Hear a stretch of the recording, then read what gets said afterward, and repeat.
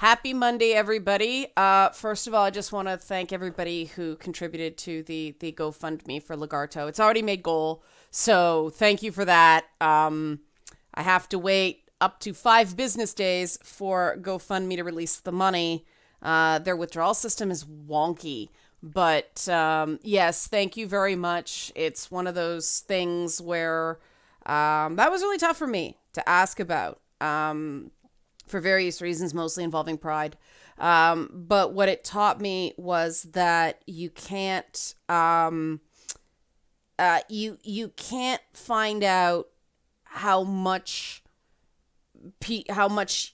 people care until you need them to care. You know, if you're always this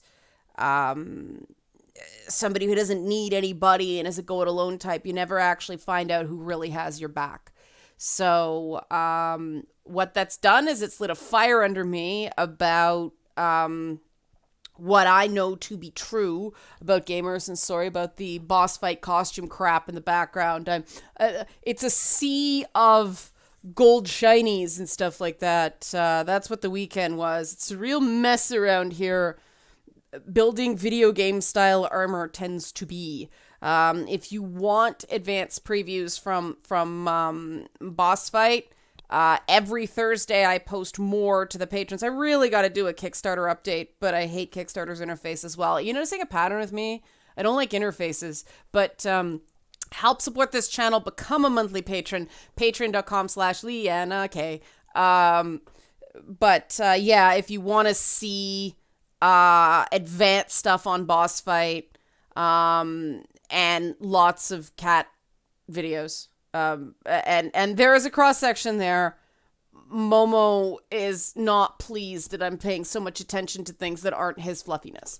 So, but yeah, like I was saying, the stuff with Lagarto and the sort of outpouring of support has lit a fire under me again, renewed, about, I'm just going to glue gun while I'm talking, about what I know the truth to be about gamers, at least the people I interact with. And I'm really, really tired of gamers being this easy villain in pop culture morality plays.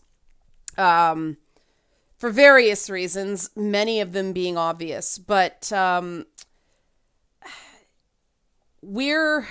and this is going to be a 2-part thing. I'll go into more granular detail about the studies I've been reading tomorrow. I'm trying to get more details, behind paywall details on them, but I wanted to do the big picture comments today. We're at a crossroads in gaming right now. The path regarding inclusivity that we've been sort of collectively on, a very negative, scaremongering, you know, the whole tropes versus blank wave. It's crested and it's waning right now for various reasons, and now I'm feeling it as somebody who lived through. I was very young, but I still caught the tail end of the Dungeons and Dragons moral panic, and the 90s Doom and Mortal Kombat moral panic. You start to feel when the grasp, the tendrils release. And I'm feeling that now regarding video games. And the question is, now what? Because it can go one of two ways. There can either be a huge backlash and, you know, we start getting a lot of deliberately offensive content again. And there will be some of that just because people need to sort of unclench. But there's a noble middle path, to get a little Buddhist, that we can take. And that's the realization that, you know, video games, no matter what the content, don't make you sexist, don't make you violent, But if everybody's making the same kind of game, that's not great creativity either, right?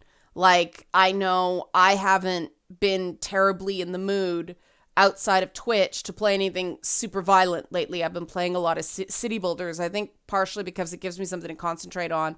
And I can, like, the hand sewing on boss fight has been killing me. So I do a bit of sewing, wait for my hands to cramp, play a bit of City Skylines.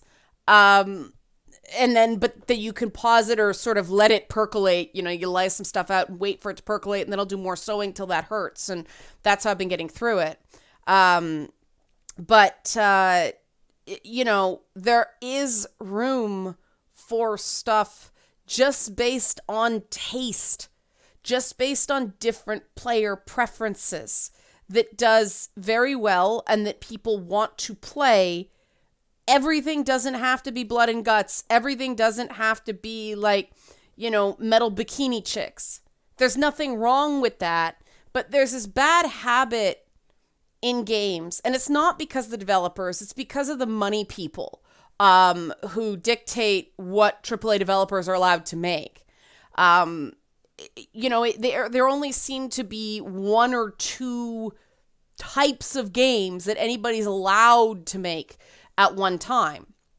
And whether that's like totally PC, no fun allowed, or, you know, over the top splatter and sex fests, other than Nintendo that always charts its own course. And I shouldn't say that about PlayStation. PlayStation has a very eclectic list of titles. They always have. I think just because there's so many games for that system. But I can't say that about PlayStation first party. It was really Xbox that made the shooter so dominant. But it seems like a lot of the complaints about sexism are also in fighting games. Like I said, this is going to be a multi-part thing, focusing on different things. But, you know, there was a time where, as late as, you know, the PS2 era, where family-friendly action platformers could go alongside something like Resident Evil, and there was something for everybody, and these chasing of trends didn't happen the same way. You know, BioWare wasn't expected to make Anthem instead of Dragon Age 4 because Destiny's big. You know, that's stupid. That's not a thriving, mature, creative industry. That's a sign of real insecurity and everybody chasing their tails. And, you know, if the Nintendo Switch has shown anything, it's that there's a lot of money to be made on lower price games with niche appeal. You know, you don't have to sell 7 million copies of a game if it doesn't cost a ton to make. And yes, consoles are getting better at supporting indie development or mid-tier studio development, but they're not quite there yet. And I hope that that's what ends up happening as this doom and gloom bubble bursts, that instead of it just going back to the way it was, where everybody was making, oh, Save the Princess games, or everybody makes fighting games, or everybody makes shooter games, or everybody makes alien splatter games, people start going, hey, I can do well with a game that's not necessarily the popular zeitgeist at this moment, as long as it's good and as long as there's a reason to play it. And that's what I hope is going to happen. The market is big enough. There's enough consoles out there. I mean, that's the great thing about the absolutely runaway success of the PS4. With that many consoles still flying off the shelves, there's no excuse to not diversify, because you only need a relatively small portion of that market to make money. And I mean, I think that, I know people are going to go, but censorship. My prediction is once the Harvey Weinstein trial stuff calms down and the whole Me Too saga goes down to a dull roar instead of it got, and I say this as somebody who feels very, very strongly about abuses in Hollywood, it got a bit nuts for a while. And I think it's starting to settle down to where it needs to be. You don't hear like an accusation every week. There's still people who I hear rumors about that have dodged the bullet for whatever reason. But it's starting to calm down. And I hope that game companies go in the right direction, that they don't do that silly thing of, oh, we're not going to release games that are going to appeal to sex-typical women, and so we don't release games that appeal to sex-typical women. We're just going to come to the presumption that, well, women don't like video games, so we shouldn't make games for them. That's just not so. As the success of a game like The Sims, that you know how I feel about The Sims. I hate The Sims. But that did really well just by having, a larger player base than just the typical hardcore gamer. And there's a place for that, right? There's space for that. And as much as I don't like The Sims, I support developers trying to do different things. And so I hope that developers don't just go, you see, women don't want to play games, and recognize that the pandering that game companies of late have attempted to do with women missed the mark precisely because it was driven partially by panic and not a legitimate interest in, they were trying to avoid negative PR instead of actually making games with broader appeal or appealing to a different player set because they sincerely wanted to do it. And one of the things I know about gamers is authenticity matters so much. And so gamers rightly said this is BS. And they didn't buy it. And I don't think that's an indication that women aren't interested in video games. I think that's an indication that gamers, male or female, aren't interested in bullshit. And so I hope that they actually start making games. And I mean, again, the Switch's popularity, the success of that system is testament to what happens when you find a model that allows you to walk off the beaten path and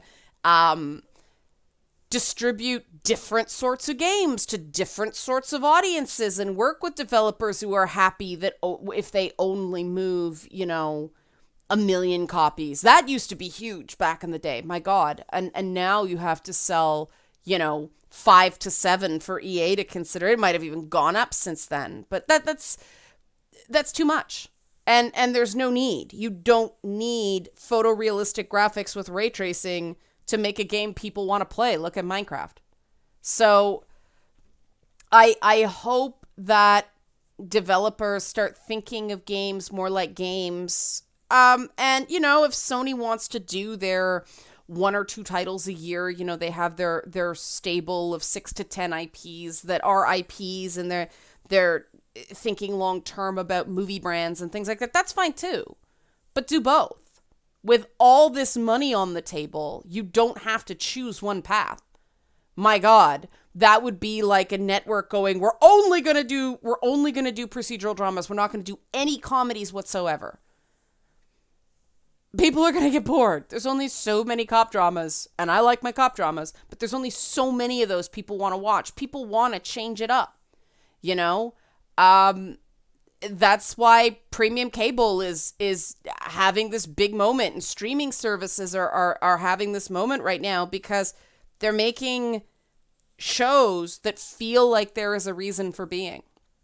So that's what I'm hoping happens now. And again, there will be more backup. during the week about why I think this ridiculous Destroyers of Fun wave is cresting, and how and why we're moving on from it. I think that the big test will be Doom Eternal, and what happens with the hot takes surrounding that game, because what I've read is it's just like Doom 2016, only more. And I read a hilarious thing. Was it in PC Gamer where they were saying it was too intense? It was too intense. Their blood pressure was up and all this stuff. And I'm like, man, that was technically a criticism, but it's a sort of criticism that really makes me want to play the game. So I will definitely be streaming Doom Eternal when it comes out, because, man, I loved the last Doom game. That Doom reboot, I love the shit out of that game. That was like one of the first games I actually like captured on my PC. I think it was the first game I captured on my PC, and I freaking loved it. I loved that game. It was just fun. Like, I don't remember very much about the story except the lady in like the exoskeleton and you know opening doors with severed arms and demons in hell and finding the Slayer suit. I don't remember very much about the plot. I do remember the rapid fire run and gun and melee gameplay. And that's the whole purpose, right? I am a sucker for a good story in a video game, but I will not suffer through crappy gameplay to finish a story. The gameplay's gotta be there. If the story on top of that is good, awesome. And that's the big reason why I, love me Death Stranding and God of War and The Last of Us and all that stuff. I cannot get through Life is Strange. I know it's a game. I'm not saying it's not a game. There's just not enough game in that game for me. All right, so this week's going to be devoted to getting over this stupid doom and gloom hurdle. Not the good Doom, the boring Doom.